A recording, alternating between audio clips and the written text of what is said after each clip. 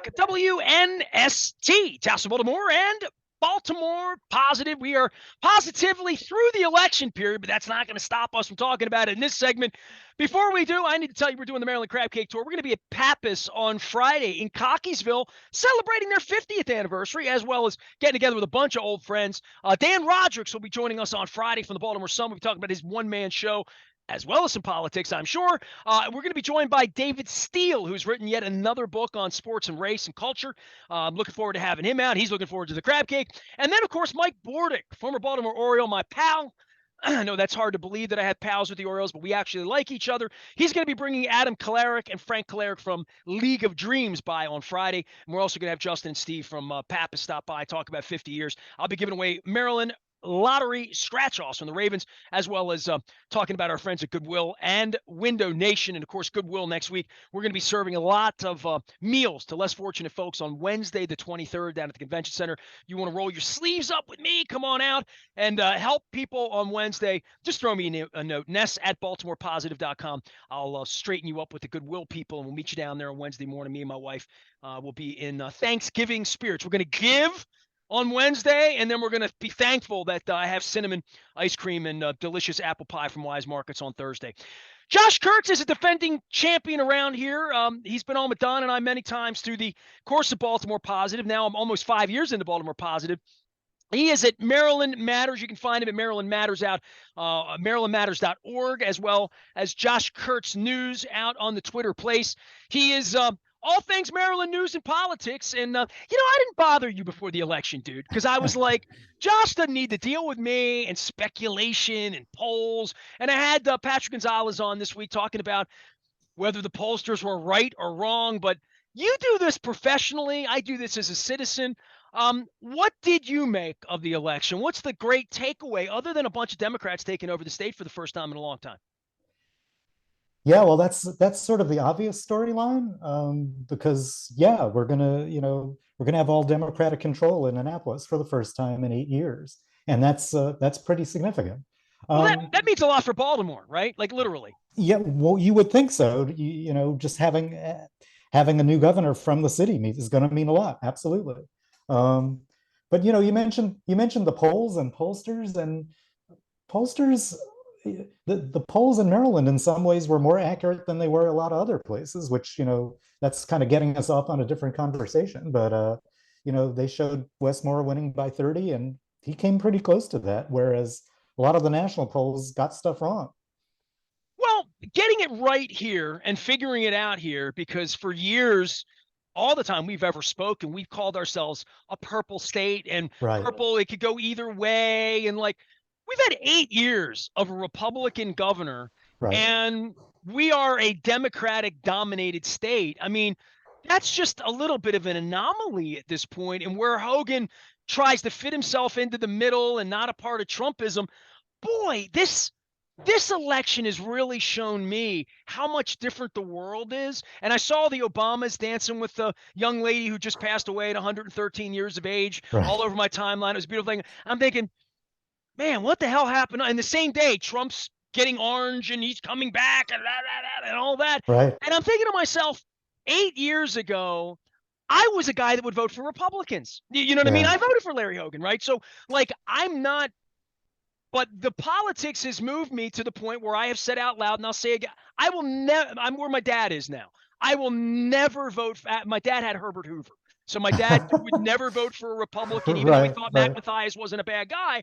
Right. My dad never voted for Helen Delich, never voted for any Republican because of Herbert Hoover. I've kind of had that moment with this party and insurrections and Kerry Lake and Fox News. I'm a Democrat now. I can't say, well, I'm independent. I'm not. I have been forced onto the side of being a Democrat, which is, I think there might have a lot of people who voted for Larry Hogan had no interest in voting for that lunatic Cox, who I hope goes away. Right. Right. Well, you're right. I mean, certainly one of the things this election has shown us is how, just sort of a unique political figure Larry Hogan has been in Maryland, because he is so popular and he does have so much Democratic support, and he's going to leave office with, 70% job approval rating. And yet he couldn't even, get his own party to nominate his preferred candidate in the primary. And the voters did go with the the Trumpy candidate, and there are consequences about that for the Maryland Republican Party And for a lot of Republican parties where around. Yeah, they got their clocks cleaned. I mean, we're going to talk about nationally, the Trump candidates were seen as they should be, right. downstream of a criminal. I don't know how else. Yeah. There's no other way I can say that Yes, very other artfully than, put. Yeah, well, not even downstream of a criminal, but downstream of truth, of right, facts, of right, knowledge, of science, and really kind of anti-people to some degree, and right, so pro-rich, so pro-white, so pro um, taking care of wealthy people who fund them. And right. that's really probably one of the big stories here is money too, because the thought is if you throw enough money at it, you can win. And maybe JD Vance can win, but there was so much dirty money thrown Right. at trying to defeat Democrats where they could, whether it was Oz in Pennsylvania or whether it's still Herschel Walker going on down in Georgia right now. Right. The amount of money that was thrown at this, that money could buy an election, is, I don't know, that's sort of, we would think in the modern era that might be possible, right? It's been known to happen. Yeah, and I mean, just the money was being thrown indiscriminately too, because special interests wanted Republicans. They didn't care about the quality of the candidate or whether the person was in any way, shape, or form qualified for the office. They just wanted a reliable vote there for their agenda in Washington, and it seems to have backfired some. We'll see about Georgia, but that's it's like morals, scruples, candidate quality hardly matter. What really matters is the political party at the end of their name on the ballot. It's interesting for me because I'm in Baltimore County now, so I voted in the county for the first time in Oh 20 years, yeah, right? how So did that so feel? I went to my, I went where I've always gone to vote, and I voted on election day, and I filled the Right. form out. I actually did the number 2 pencil and did the Yeah. bubbles to honor my mother a little bit because that's how we voted, and they give you the big Right. form. So I didn't want to mail in, and it's not. I didn't want to apply ahead of time to get it mailed. Like, I didn't want to do all that. Right. So I'm Right. just Right. like, I'll take an hour. I'll go vote. No problem. So, Yeah. and Yeah. it's unlike Wisconsin or in Georgia where they make you stand in line till 2 in the Yeah. morning. Thank God. I mean, that doesn't feel like democracy to me. It feels more like less than that. Yeah. But in our state, in the county, Dutch, Johnny O, I mean, even Kwaisi in some of these races were so, I didn't even see them campaign. You know what I mean? It Right. was very, very strange to me to see so much campaigning in tight races, like Heather Mazier, which we Right. thought was tighter than it was. Certainly Anne Arundel County, which we're just getting settled now. Right. There was a thought that Calvin Ball was in trouble in Howard County as well. Most of these elections held form, right? I mean, there's no shock anything in the state of Maryland that anything happened, other than maybe Heather Mazier getting her clock cleaned. And I'm very, very, I'm tremendously disappointed in the people of the Eastern Shore in a lot of ways. But I found that to be shocking that an anarchist, an insurrectionist, a guy who took guns into Congress, a guy who doesn't Right. get bills passed, could possibly be that popular to the people in one. Sometimes it's hard to outrun fundamentals, and that district is just fundamentally really, really conservative. And everything you say about Harris is true. Heather Mazier ran a really good, aggressive, energetic campaign that got a lot of people excited. She raised a lot of money, but ultimately, you just can't. Sometimes you just can't outrun the fundamentals. And I haven't looked at the numbers there lately. My guess is that they've narrowed some since election night. I mean, election night it looked like she was losing by 25 points, and I'll bet it's closer now. And that actually speaks to an interesting phenomenon because a lot of the races you mentioned still seemed close on election night. And as these mail-in ballots have rolled in, and there have been hundreds of thousands of them around the state, the results have really, not the final results have changed, but the margins have changed. Our perceptions have changed. I looked at I looked at results on election night, and intellectually I knew, well, this isn't the final result because there's so many ballots out there. But as the margins have grown, it's just kind of blown my mind. You really have to get into a different mindset to wait for these election results before you kind of jump to conclusions. It's interesting. Well, the mail-in ballot thing, we're not doing that, right? I mean, obviously, and it's not about being a Democrat or Republican. It's about consumer confidence. which right, one party doesn't want the consumer to have confidence and the other right, party kind of does. And I right, think I would think that Jessica Hare and Stuart Pittman, that this charade that's going on for the last week, week and a half, up right, and down, and the fact that there are going to be people running around Anne Arundel County saying that she got screwed and like and all right, that. I mean, good on her for calling right away and saying I right, lost. I mean, God, right. I don't know her at all, right? Yeah, I yeah, know yeah. Stuart a little bit, enough to know that he's an honorable human. But Right, I just think from a confidence standpoint, I'd like to feel better about a wrapped up election, that we're not counting ballots for Katie Porter out in California. And, the week after the election, I guess we're so attuned, being old guys like us, right, that right. we, on that Tuesday night forever, going back to Jimmy Carter and Nixon, if you go back that far, or Yeah, Bill Clinton or George Bush, wherever you are, that you went to bed knowing what the hell was going on, other than right, Gore. right. That Yeah, was exactly. hanging Chads Right, right, right, I don't mention Chad Steele often, but hanging Chads are that was something we've gotten away from, right? Hanging Chads were a bad idea, so we don't have those anymore. right, I think right. this notion of 10, 12, 15 days of a dispute for an election, that's not good for democracy. I mean, anywhere, I don't think. Uh, I think I could argue that both ways because I think, you want to be careful not to prematurely call races too, and so there is a value in it's a cliche, but there's a value in waiting till every last ballot has been counted. I think I think even on election night, like you mentioned Jessica Hare in Anne Arundel County, I think her people knew that even though they were ahead, I think they knew there was a problem, and it had to reach a certain you know, point where a certain number of mail-in ballots rolled in that they could officially sort of confirm in their minds that yes, she doesn't have a path to victory, and that's when she called Pittman on Tuesday night and to concede.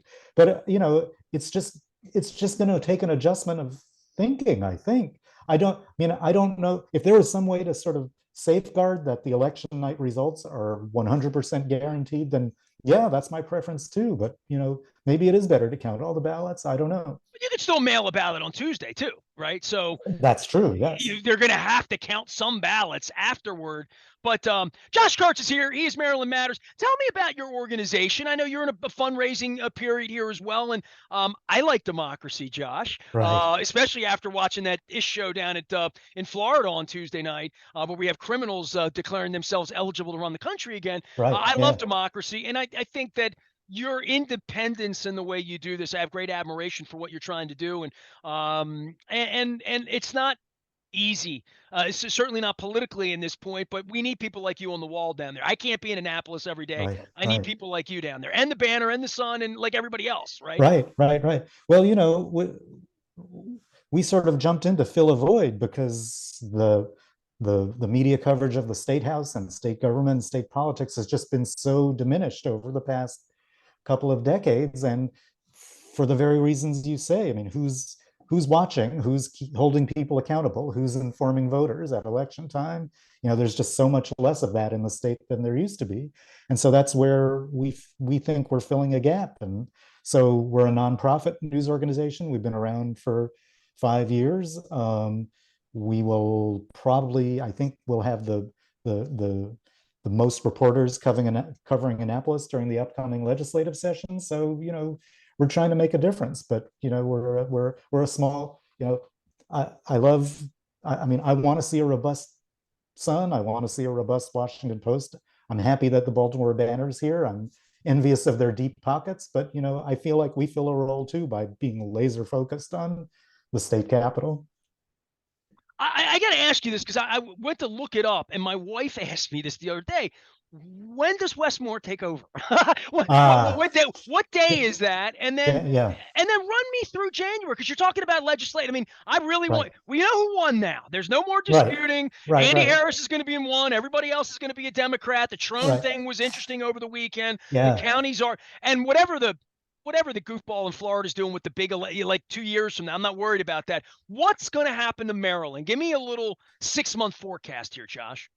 Well, okay, I'll try. So the Wes Moore is sworn in on January 18th at high noon. It's a Wednesday. The legislature actually comes in a week earlier. That's when they start their 90-day session. I guess it's January 11th. Moore is, as you know, is starting to put his team together. He made his first 5 hires a few days ago, and I think we probably won't hear much more news on that front until after Thanksgiving. But certainly by the time he's getting ready to take office, he'll have a full cabinet ready to go. Um, it's an interesting phenomenon because the the legislature passes the budget during their session. They have to pass it by late March, I think, and the budget is sort of put together both by the outgoing administration and the incoming administration.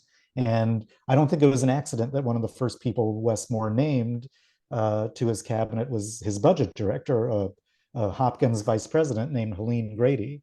So the two teams will kind of be shaping the budget together. On top of that, the legislature has a say in the budget. And in fact, they're going to have a greater say than they used to because of a change in state law that's taking effect this January. So there's that. And, you know, what we've seen in the past 8 years is the legislature really driving the agenda during the session. Larry Hogan has really never had much of an agenda. He kind of, he wants to play defense. He wants to hold the line on taxes. But he never came in with like, here's my 20-point proposal or anything like that. He just stopped things or blessed them. Yes, well, that's what he said. Yeah, that's exactly right. And I think this legislature is going to be a little bit deferential to the new governor and kind of wait to see what he wants to prioritize. Not that they aren't going to keep churning out all their bills too, but I think a lot of the kind of marquee bills that we pay close attention to will probably come more from the Moore administration.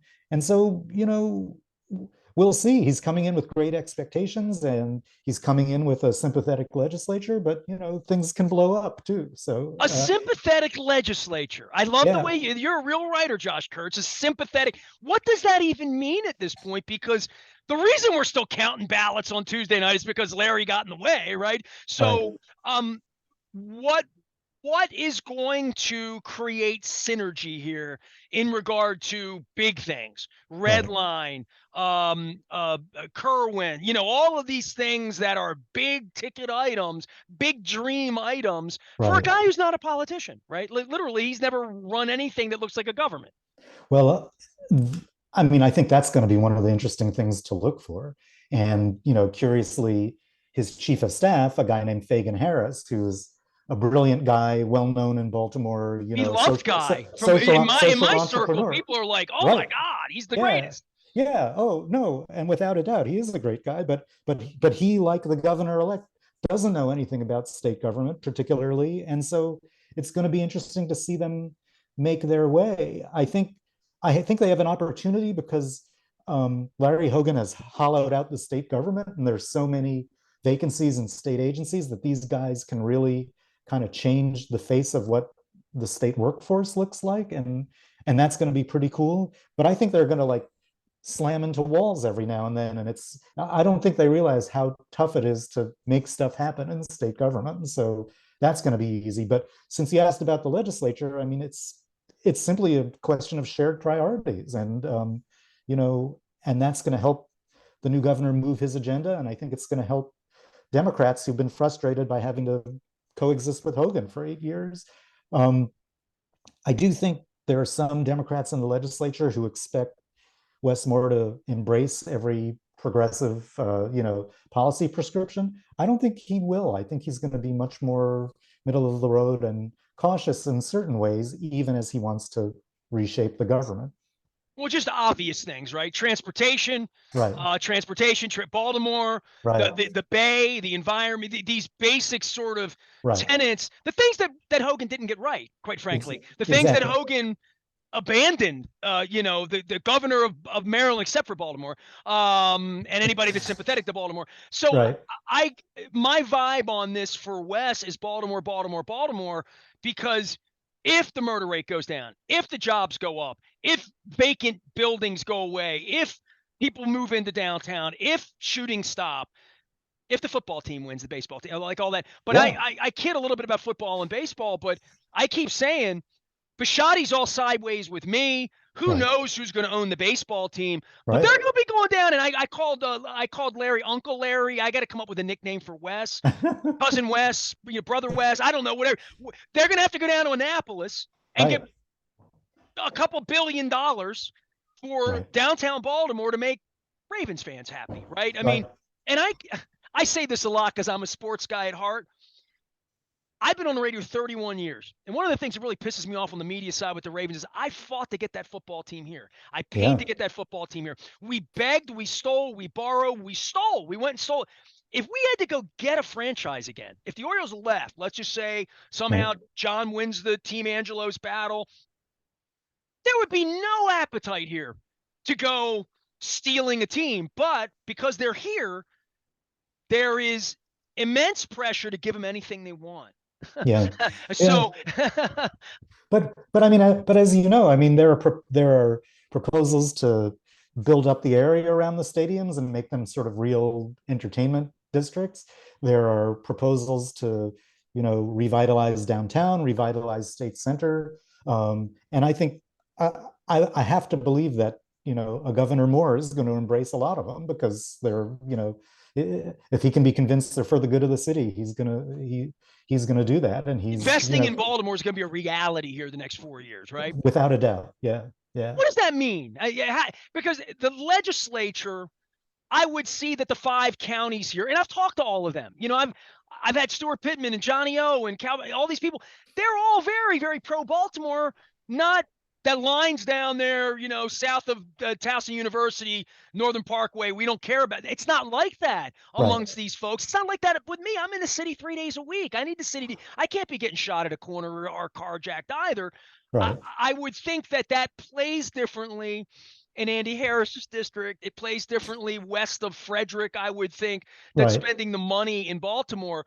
But it has been a while since Yeah, Baltimore has been tended to by Annapolis. right. Well, and the stars are probably aligning too, because remember, the Senate President Bill Ferguson is from the city. Adrian Jones, the House Speaker, from the county, and that makes a difference too, I think. And Josh, and honestly, among Democrats, I think there's a recognition that more has to be done to help the city. Democrats across the board. Josh Kurtz is our guest, MarylandMatters.org. Find him, donate, help. Follow them out on Twitter. Make sure you're hitting their website at MarylandMatters.org as well. All right, so county to county, we didn't have a lot of change, right? I mean, really. I mean, and I would even say with Congress, the whole deal. We have not, other than Wes Moore, this is a pretty stable ship here at this point, right? Yeah, I mean, a couple of county executives are changing hands. In Harford County, Robert Casserly was elected to replace Barry Glassman because Glassman ran for comptroller. In Frederick, there's going to be a new county executive, and as we sit here, we don't know who it's going to be. The mail-in count could change there, but that's a very close race. But yeah, I think you're right. Otherwise, it's been much more of a status quo election. Even in the legislature, there seems to have been much less turnover than there have been the last few election cycles, which is odd considering this was a redistricting year. I thought there would have been more churn, but there wasn't. Is there an expectation from you as a journalist, and I guess you've covered 30 or 40 of these legislatures in January, feels that way anyway, that this is going to be easier? I mean, is there a breath about this that we're going to get ish done? Things are going to get done beginning in January in Annapolis. There's some expectation of that. And as a journalist, give me 3 or 4 or 5 things right off the top that you're like, here we go. I mean, these are things that are going to be first and foremost. And by March, you and I will get together again and we'll talk about these things being law or being done. Yeah. Well, I mean, you mentioned transportation and the red line. I think that's something they're going to want to work on, and sort of transit in general. Um, you know, uh, Down in the Washington area, there's this proposal to widen the Beltway and Interstate 270. That's very controversial. I don't know if there's going to be a complete 180 on that from the new administration, but Hogan wanted to do one thing, and I don't think that's popular among Democrats. Um, I think there's going to be We wanted to more. build another bridge across the water, right? Literally. Well, right? yeah, that I think is going to happen because they need a new bridge, but I think the rest of it may not happen. There's going to be more talk about education and education funding, more talk about police reform, more talk about economic development that actually helps families in need. You mentioned the environment. I think even though they passed a big climate bill this year, there's going to be more work there. And then, abortion, they didn't quite finish abortion rights because they were going to vote on a measure that would have put it on the ballot this year, and they didn't. And I think that's going to come back again too. But you're right. I think there'll probably be a fair amount of agreement pretty quickly, and a lot of the high profile things will move pretty quickly. What about price of broadband? And it's one thing that I have noticed driving around the state. I've done 30 crab cakes in 30 days Right. last year, 31 and 31. And I don't think if you live in the city, we've all had drop calls. We all Yeah. remember 20 years ago. And I mean, Verizon, can you hear me now? Right. Like Right. that was Right. always the can you hear me now part of Heather Mazier's campaign. Let's just start with Right. that. Everywhere on the Eastern Shore, where if you live in most places off of 50, you have to drive somewhere near 50 in order to just access the world. Forget playing video games, Right. forget mobile wagering, which I've talked to John Martin here at the Maryland Lottery. That's coming on Yeah. next 2 weeks. But if your phone doesn't work, even if you live on a farm, I mean, I was down at Suicide Bridge, beautiful crab cake down there in Hurlock, Yeah. just north of Cambridge. Yeah. Yeah. My phone doesn't work there, and I'm like, Yeah. I'm in a restaurant on the side of the road. How can I have one bar? Right. And I don't think Andy Harris gives a rat's patoot about any of that in his No. district. But the amount of money that it's going to take, not just in Maryland, but around the country Yeah. for kids at home, I mean, it's the library now. The internet is the library. Right. And if Right. you don't have access to it in real time, you are probably going to vote for Donald Trump Yeah. Yeah. or Yeah. like that. But having information and news for lots of places outside of here, it feels onerous. It feels expensive. It feels like something that government is going to need to mandate and get behind Right. financially. Right. And it's a huge chunk of money, right? It is, and I mean, I think give Hogan some credit. I think he sort of started us on that path, but it's going to take a lot more. And Well, I get Hogan had this. the campaign over there too, and he's in the car and his phone doesn't Right, work, right, right? yeah, and I get the sense that this will be a priority for Moore, and honestly, I mean, there are connectivity issues in the city too, so it resonates all over. No doubt about it. All right, Josh is here. He is at MarylandMatters.org. Anything next couple weeks? Just a transition period here. I mean, as we get into the holidays, people going out. I guess to some degree, talking about Peter Francho's reign, talking about 8 years Right. of Larry Hogan, as much as looking forward, sort of looking back a little bit and saying we're not in a bad. I mean, people that are anti Larry Hogan, fine. I mean, I'm not anti Larry Hogan. You said he's gutted state, the state Agencies. offices and Yeah. agencies for sure, but he has left Wes with a really, really sweet financial situation that Wes can go now spend all the money that he was saving up, I think. Well, yeah, Hogan and his people would say it was Hogan's doing. Democrats might say it was, largesse from the federal government. I mean, they're both right to a degree. But yeah, I mean, I was just listening to a fiscal briefing yesterday, and it seems like they're anticipating surpluses for at least 5 more years. That they'll decline a little bit for a variety of reasons, but I mean that's pretty unusual to look that far out and see surpluses, and that's even with the possibility of a mild recession in the next year. So that's not bad. And you're right. I think Wes Moore is gonna reap the benefits of that. Is Wes Moore going to run for president? It's too early to ask. I let's say if you were to take a truth serum and you'd ask him if that was part of his grand plan, he might say yes. But it's way too early to talk about that now. But I mean, I think he is definitely a star in the national Democratic scene, and I mean Already, quick, already, and he's quick. been on, and he's probably been on a handful of national TV shows already since being elected, if not more. And We and don't we're just elect going to see black more of it. governors, not just in Maryland. We don't elect them anywhere in this Well, country, yeah, he's right? only the third elected. Yeah, yeah, That's an amazing thing, right? it is amazing, and he'll be the only one now. And I'm pretty sure he's going to be the youngest governor in the country too, which is an interesting point also. All right. Well, maybe 2 years, 6 years, who knows? Yeah, you never Josh, I know. appreciate you. How can people contribute and do what they do with you? What's the best way to help you? Thank you, Nestor. Just, go to our website, marylandmatters.org. We are in, through the end of the year, we're in a match period for our fundraising. So anything you give will be double. So, you can, you can give electronically, you can send us a check. There are different ways to do it, but this is, like the rest of the world, we're in fundraising mode toward the end of the year. But thank you for letting me say that. Well, thank you for coming on and giving us some wisdom, and appreciate your work. As I say to all good reporters, we need you on that wall down there. So hold them accountable and honest down in Annapolis. And I will hopefully see you on the 18th, on or about. And look, if I attended Bob Ehrlich's inaugural and ran around and had a few cocktails, I'm going to try to weasel my way in. I mean, Wes and I email from time to time. So Yeah. I did send him a congratulatory email. He emailed me back in the middle of the night. Wes is a good man. I'm looking forward to him taking over in a couple of months, and hopefully positive change. We all love the state, right? Yeah. Yeah. Well, it's gonna be a wild time. So I'll see you there. I'll see you in January. Josh All right. Kurtz joining us here from MarylandMatters.org. Make sure you're following them, adding him into your rotation for all voices out of Annapolis and throughout the state of politics here in Maryland. We didn't even mention Brooke Learman and money. We'll do that next time.